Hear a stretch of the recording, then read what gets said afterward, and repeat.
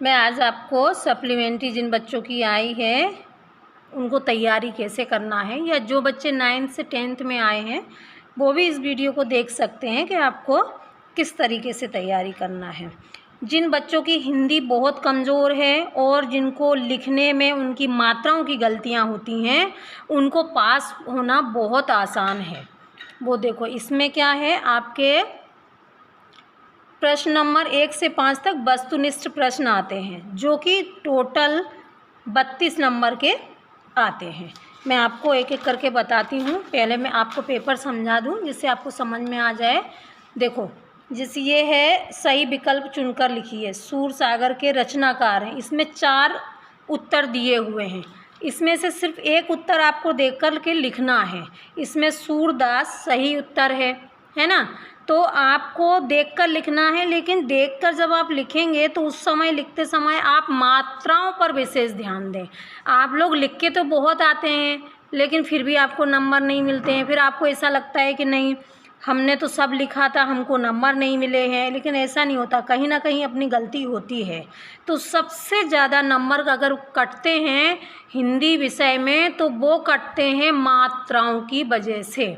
तो आपकी अगर हिंदी लिखना शुद्ध लिखी नहीं जाती है आपसे, मात्राओं की आपकी गलतियां ज़्यादा होती हैं, तो ये 32 नंबर अपने को नहीं छोड़ना है किसी भी तरीके से।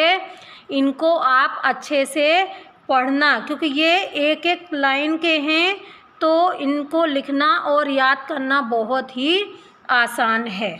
तो आप जब इसको उतारें अपनी कॉपी में तो इसमें मात्राओं का विशेष ध्यान रखें। अच्छा, ये तैयारी करते समय ये ध्यान रखना कि बुक के बाहर का कहीं भी नहीं है ना, बुक के अंदर का ही है। सूरसागर के रचनाकार थे, ये उनकी जीवनी में से आया है ना। अब मैं आपको दूसरा बताती हूँ कि ये जो प्रश्न नंबर ये दा आया है। शहर के मुख्य चौराहे पर नेताजी सुभाष चंद्र बोस की प्रतिमा लगवा दी गई थी। ये जो आपका पाठ है सुभाष चंद्र बोस की प्रतिमा वाला, नेताजी का चश्मा, वो एक पहले पैराग्राफ में से ही ये आया। इसका सही उत्तर ये है, प्रशासनिक अधिकारियों के द्वारा। तो बुक भी अगर आप अच्छे से पढ़ लेते हैं, मान लो आपकी लिखने में गलतियां ज़्यादा होती हैं, तो बुक को आप बार बार रीड करो, सिर्फ पढ़ो। अच्छे से जब पढ़ोगे ना तो 4 उत्तर दिए हुए हैं तो उसमें से एक उत्तर आपको अपने आप ही याद आ जाएगा, और आप इसमें से देख करके जब उसमें उतारेंगे तो मात्राओं की गलतियां नहीं होंगी। अब ये देखो, ये आपका शब्दार्थ में से आ गया है, जो पीछे उसमें शब्दार्थ दिए हुए हैं। ये आपका करुण रस का स्थायी भाव क्या है, ये आपका व्याकरण है। व्याकरण भी अगर आप ठीक से पढ़ लेते हैं तो उसमें से भी आपका ये 4 उत्तर दिए हैं वो आप अच्छे से कर सकते हो। ये देखो, ये पाठ का नाम है भोलानाथ का असल नाम क्या था, तारकेश्वर नाथ, है ना। तो ये बुक के बीच में से बनाया है। आपको याद नहीं होता है, कोई बात नहीं, आप पढ़ें अच्छे से, उसको पाठ को पढ़ें। फिर आपकी ये सही जोड़ी है ना। ये सही जोड़ी का भी यही है कि आप अच्छे से पढ़ लेंगे। ये देखो, प्रत्येक चरण में 16-16 मात्राएं होती, किस में होती हैं, चौपाई में होती हैं, वाचनालय, ये सब अलग अलग उत्तर होगा। इसका उत्तर सिर्फ यही मिल रहा है ना। तो आपको इसमें भी पूरे पूरे मार्क्स मिल जाएंगे, पूरे पूरे उत्तर मिल जाएंगे। देखो, ये एक दिया है, नाच न जाने आंगन टेढ़ा, तो ये क्या है, ये मुहावरा है या लोकोक्ति है। लोकोक्ति और मुहावरों में ज़्यादा फर्क नहीं होता है, अंतर है ना। तो अब इसमें मुहावरा नहीं दिया है, लोकोक्ति दी है, तो ये क्या है, लोकोक्ति। तो आपको व्याकरण भी ठीक से पढ़ना है। व्याकरण के अलावा इसमें जो सही विकल्प हैं, इसमें बुक के आगे जो सारणी दी है उसमें से भी आता है। मैं आपको आगे बताती हूँ। ये आपका एक दिया है कन्यादान, है ना। अब इसमें सही जोड़ी मिलाना है। तो ये कन्यादान आपकी बुक का एक पाठ का नाम है और ये ऋतुराज उसके लेखक हैं। अब आपको कुछ नहीं करना है, बहुत सरल है। ये विषय क्रम दिया हुआ है, आपकी बुक में विषय क्रम दिया हुआ है। ये आपकी पहले पेज पर ही है, दूसरे पेज पर रहता है। ये आपकी बुक है बुक के अंदर जहाँ विषय क्रम दिया हुआ रहता है कि कौन सा पाठ किसने लिखा है। काव्य खंड है पहला सूरदास ने ये पंक्तियाँ लिखी हुई हैं। तुलसीदास जी ने क्या लिखा है, राम लक्ष्मण परशुराम संवाद लिखा है।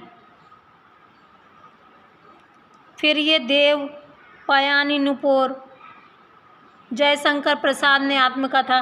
कौन सा पाठ किसने लिखा है, ये लिखा है ऋतुराज कन्यादान। ये आ गया आपके पेपर में, मैंने अभी बताया।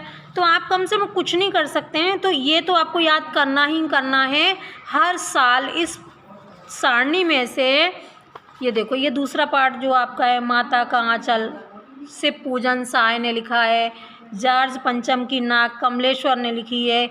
ये बहुत इम्पोर्टेंट है, ये पूरी सारणी आपको याद करना है। इसमें से 2 आंसर ज़रूर आएंगे। ये पूरी सारणी आपको याद करनी है बुक के आगे से ही, इसमें भी आपको दिया रहेगा।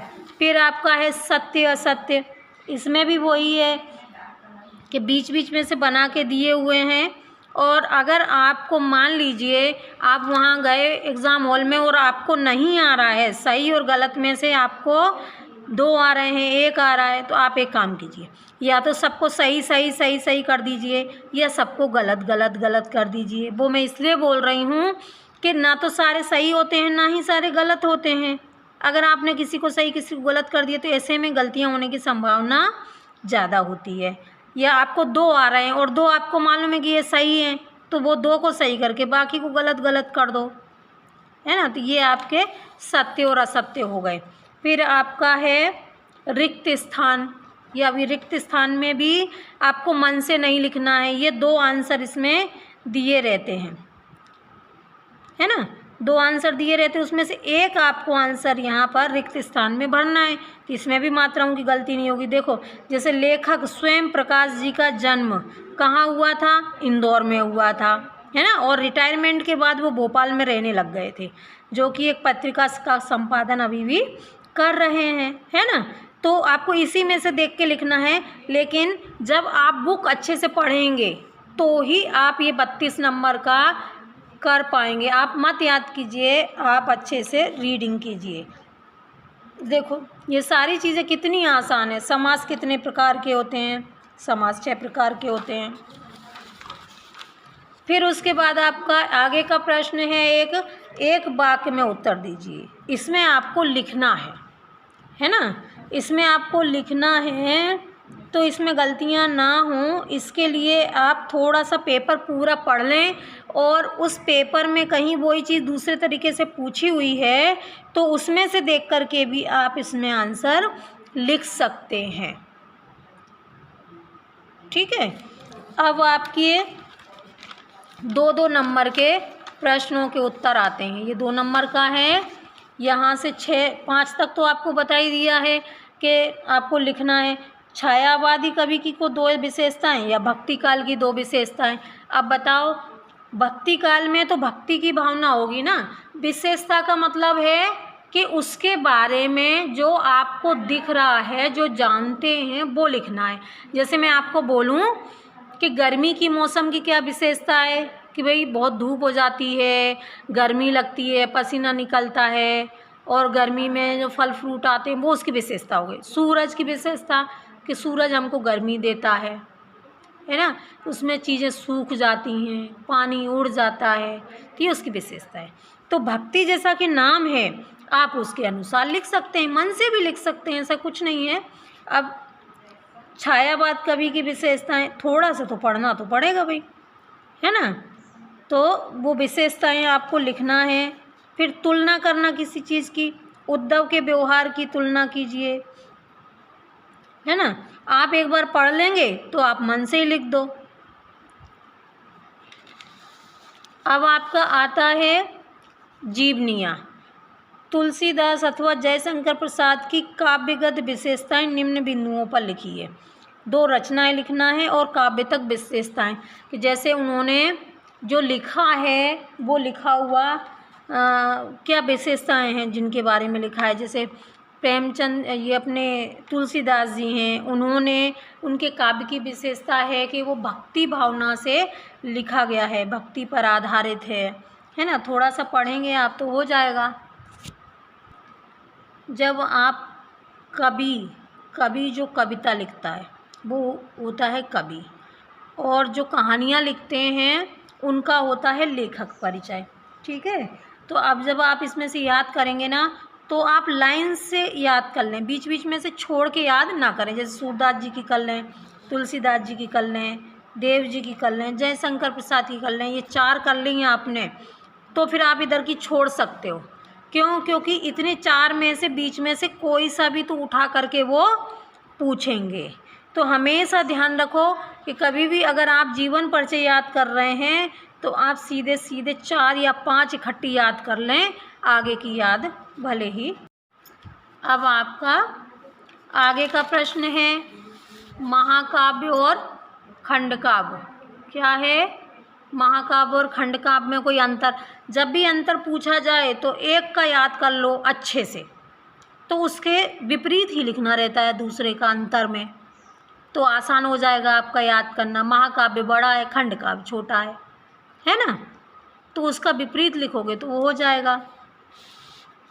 ठीक है, अब देखो नाटक और एकांकी, ये इम्पोर्टेंट है, इनमें से भी एक आध क्वेश्चन आता ही आता है, इसमें भी अंतर पूछा गया है या इनकी परिभाषा पूछी जाती है, आत्मा और जीवनी में भी पूछी गई है। फिर यहाँ से आपके प्रश्नों के उत्तर शुरू हो गए हैं। अब प्रश्नों के उत्तर कैसे लिखना है मैं आपको बताती हूँ। आपको कुछ नहीं करना है। अगर आपको किसी ने कोई कहानी सुनाई है या आपने कोई मूवी देखी है ना, मूवी तो आपने देख ली, लेकिन जब आपसे कोई पूछता है कि भाई तुम पिक्चर देख के आए, ज़रा बताओ तो कैसी क्या है, तो आप अपने शब्दों में बताते हैं। ठीक है, सामने वाले को भी समझ में आ जाती है। आपको बस वही करना है। आप कहानी पढ़ो और वो जो पूछें वो आप अपने मन से लिख दो, बस उसकी पकड़ मत छोड़ो, विषय से मत हटो कि वो पूछ रहे हैं कि सब्जी में क्या बनाया और तुम बोल रहे हो खीर बनी है, तो वो 2 चीज़ अलग अलग हो गई। समझ गए ना। नेताजी सुभाष चंद्र बोस की मूर्ति को देखकर लेखक के मन में कौन सी कमी खटकी, है ना। अब इसको बना तना के थोड़ी लिखना है। अब भाई नेताजी की मूर्ति में चश्मा नहीं लगा था तो लेखक को वो कमी खटकी। समझ गए। तो अपने मन से लिखना, बिल्कुल आपको बिल्कुल घबराने की ज़रूरत नहीं है, रटा हुआ आप भूल जाएंगे। ठीक है, जैसे भगत की पुत्र बधू ने अकेले क्यों नहीं छोड़ना चाहती थी, अरे तो मन से लिख दो ना कि भाई वो बुजुर्ग थे, बधू के जाने के बाद उनका ध्यान कौन रखता, इसलिए वो छोड़ के नहीं जाना चाहती थी। 2 नंबर का तो है, आपको बस इतना ही लिखना है। फिर ये आपके आ गए लेखक परिचय, है ना, साहित्यिक परिचय और लेखक परिचय। तो इसमें भी आपको वही करना है कि बुक लेना है और लाइन से आपको याद करना है, बीच बीच में से नहीं करना है।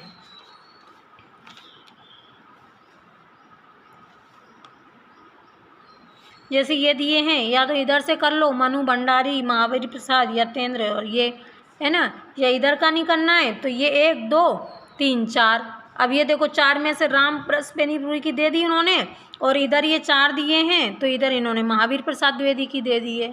तो मैंने क्या समझाया आपको, कुछ संलग्न ये 4 आप लगातार 4 याद कर लो तो आपकी एक जीवनी तो आ ही जाएगी। अब आपका आगे भी प्रश्नों के उत्तर हैं जो कि मैंने आपको बताए हैं कि आपको कैसे लिखना है। अच्छा, अभी आपके मुहावरों के अर्थ आ गए। मुहावरे तो हम क्लास 2nd से पढ़ते हुए आ रहे हैं, है ना, तो आपको आसान हो जाएगा। व्याकरण आपको पढ़ना है। फिर आपको एक बहुत आसान चीज़ पेपर में दी हुई रहती है, अपठित गद्यांश। 32 नंबर तो वो हो गए आपके ऑब्जेक्टिव के, और फिर ये जो आया है वो 3 नंबर का है। अब इसको पढ़ना है और पढ़ने के बाद ये जो प्रश्न दिए रहते हैं उन प्रश्नों को देखकर हल करना। अब आप 10वीं क्लास में हैं तो इतना तो आप कर ही सकते हैं। अच्छा, इसका शीर्षक लिखना है। शीर्षक आपको या तो शुरू की 2 लाइन में मिल जाएगा या आखिरी की 2 लाइन में मिल जाएगा, है ना, तो आप उसमें से लिख सकते हो, कोई दिक्कत नहीं है। आपका शीर्षक है ना 2-3 शब्दों से ज़्यादा नहीं होना चाहिए। 2-3, या तो एक शब्द का हो या 2-3 शब्दों से मिलकर बना हुआ होना चाहिए, है ना। तो 3 में से कुछ नहीं तो 2 नंबर तो आपको मिल ही जाएंगे, 2 नहीं तो 1.5 तो मिल ही जाएगा। फिर ये हैं पद्यांश पढ़कर उनके उत्तर लिखना है। ये पद्यांश है, तो कविताएं जो दी हैं उनको पढ़ लो और उनके अर्थ पढ़ लो, हो जाएगा आपका काम। थोड़ा तो याद रहेगा, जैसे मैंने अभी बताया आपको कि मूवी याद रहती है। अब ये आपको नया आया है, संवाद लिखना है। संवाद मतलब डायलॉग, है ना, कोविड-19 पर। तो भाई दो लोग, आप ऐसा सोचो उस समय आप अपने आप को उसके किरदार में खड़ा करके देखो कि अगर उनकी जगह मैं होता तो मैं क्या क्या बोलता। डायलॉग ही तो बोलना है, ये भी आप लिख सकते हो। पर्यावरण सुरक्षा, आजकल पर्यावरण पे कितना वो चल रहा है, देखो गर्मी बहुत ज़्यादा पड़ रही है। क्यों पड़ रही है? क्योंकि हम वृक्ष काट देते हैं, पानी का बहुत दुरुपयोग हो रहा है। तो इन सब चीज़ों का पर्यावरण पे क्या असर पड़ रहा है आप लिख सकते हो मन से। ऐसा नहीं कि आपको याद नहीं हो और आप घबरा जाएं और छोड़ कर आ जाएं, है ना। फिर ये पाठ मैंने अभी क्या बताया कि पाठ आपको अच्छे से पढ़ना है। पाठ अच्छे से पढ़ोगे तो इसका पढ़ के और प्रसंग और व्याख्या सहित आप उत्तर लिख सकते हो। जो आपके मन में है, जो समझ में आ जाए वही लिखो, बस मात्राओं की गलतियाँ नहीं करना है। फिर आपका ये 4 नंबर का लाउड स्पीकर बंद करने के लिए जिला अध्यक्ष महोदय को आवेदन है। तो आप शुरू का देख लो और आखिरी का देख लो कि क्या लिखा है उन्होंने, है ना। विषय का विशेष ध्यान रखो। ऊपर की 2-3 लाइनें सही हो जाएंगी, बीच में तो आप अपने मन से लिख सकते हो। मान लो बगल में लाउड स्पीकर चल रहा है और आपके घर में किसी की तबीयत बहुत ख़राब है, उनका सर दुख रहा है, तो आप उनको जाके बोलो भैया थोड़ा धीमा कर लो, है ना। तो आप अच्छे से पढ़ोगे तो आपको समझ में आ जाएगा। ये विवाह में सम्मिलित होने के लिए, तो मान लो आपके घर में किसी की शादी है, आप अपने दोस्त को बुला रहे हो, तो कैसे लिख के बुलाओगे, बस वही लिखना है आपको। और ये अनुच्छेद है ना। आंखों देखा खेल का वर्णन, तो कभी टीवी पे देखा तो वो लिख दो। नई शिक्षा नीति अपने मन से लिखना है, तो आपको इतना ज़्यादा परेशान होने की ज़रूरत नहीं है। मैंने आपको पेपर अच्छे से समझा दिया है। एक ही फंडा है, आपको याद नहीं होता है कोई बात नहीं, उस चीज़ के पीछे पड़ जाओ और अच्छे से बार बार उसको पढ़ो और अपने शब्दों में लिखो, ठीक है। आप अपनी तैयारी अच्छे से करना। आपको कोई चीज़ समझ में ना आ रही हो, कुछ और समझना हो, तो आप कमेंट्स बॉक्स में ज़रूर लिख दीजिएगा, मैं आपका उत्तर तुरंत दूँगी। और चैनल को आप सब्सक्राइब कर लीजिएगा, इसमें बहुत आपके काम के वीडियो डाले जा रहे हैं, बहुत उपयोगी वीडियो डाले जा रहे हैं। और आप चाहें तो हमें ज्वाइन भी कर सकते हैं, जिससे आपको और भी फ़ायदे मिलेंगे और आपको नोटिफिकेशन भी पहले ही मिल जाएगा।